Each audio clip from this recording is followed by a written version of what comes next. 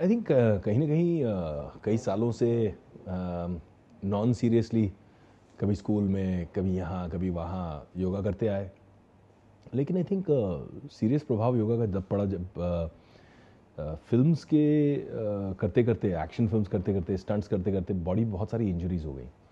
और इंजरीज से जिम जाया करते थे तो इंजरी और बढ़ जाती थी और दर्द शुरू हो जाता था। बॉडी बिल्कुल कड़क हो गई थी, स्टिफ हो गई थी, अकड़ने लग गई थी।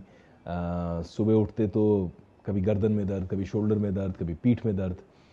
और तब मुझे काफ़ी लोगों ने एडवाइस किया कि योगा अगर आप शुरू करें तो योग से आपकी बॉडी में एक फ्लेक्सिबिलिटी शुरू हो जाएगी, एक सपलनेस, एक रिलैक्स्ड बॉडी बन जाएगी।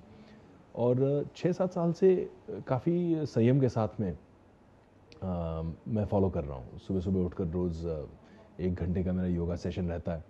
और वो करने के बाद इतना चैन मिलता है, बॉडी इतनी रिलैक्स्ड फील करती है। क्योंकि जिम में हम जब वर्कआउट करते हैं तो एक ट्रेनिंग, मसल ट्रेनिंग का एक अलग कॉन्सेप्ट रहता है जिसका बहुत क्विक रिजल्ट मिलता है लेकिन लॉन्ग टर्म रिजल्ट नहीं मिलता।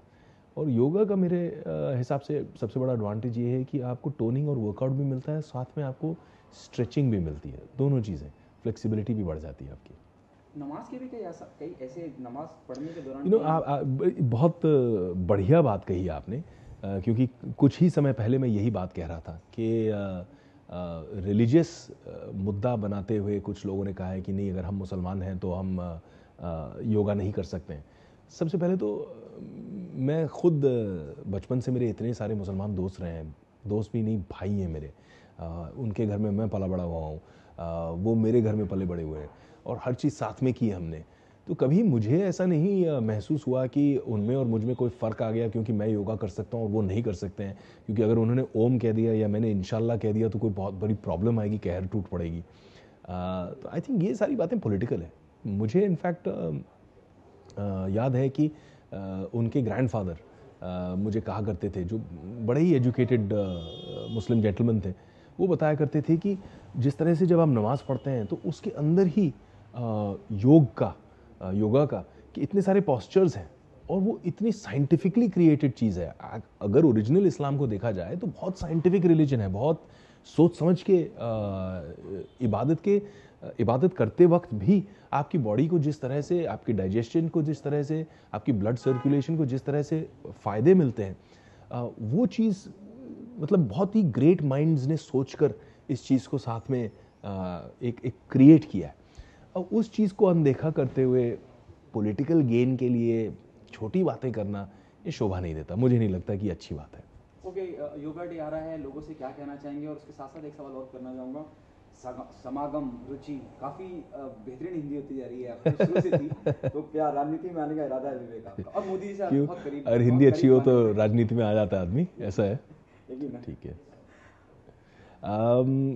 यार, राजनीति के तो कोई इरादे है नहीं, लेकिन भाषा अपनी है और हम नहीं बोलेंगे, हम नहीं सीखेंगे, हम नहीं सुधारेंगे तो हमारे बच्चे कैसे सीखेंगे? हमारे बच्चे फिर सिर्फ अंग्रेज़ी बोलेंगे और उसका फिर मज़ा ही कुछ निकल जाएगा। बॉलीवुड में है, हम हिंदी फिल्में बनाते हैं, अगर हम हिंदी को ही नहीं सराहेंगे तो एक दिन हिंदी फिल्में बनना बंद हो जाएंगी। तो रही योगा की बात, हमारे यहाँ एक ह्यूमन नेचर है जो हम हमेशा एक दिन का वेट करते हैं कि फ़लाने तारीख से मैं ये शुरू करूँगा। तो वो तारीख आ रही है 21 जून को। आप ही नहीं, पूरा हिंदुस्तान, पूरी दुनिया साथ में मिलकर योगा डे सेलिब्रेट कर रही है। तो आप भी अपनी पहल रखिए और अपनी एक नया कदम उठाइए स्वस्थ जीवन की तरफ, एक स्वस्थ भारत और स्वस्थ विश्व की तरफ।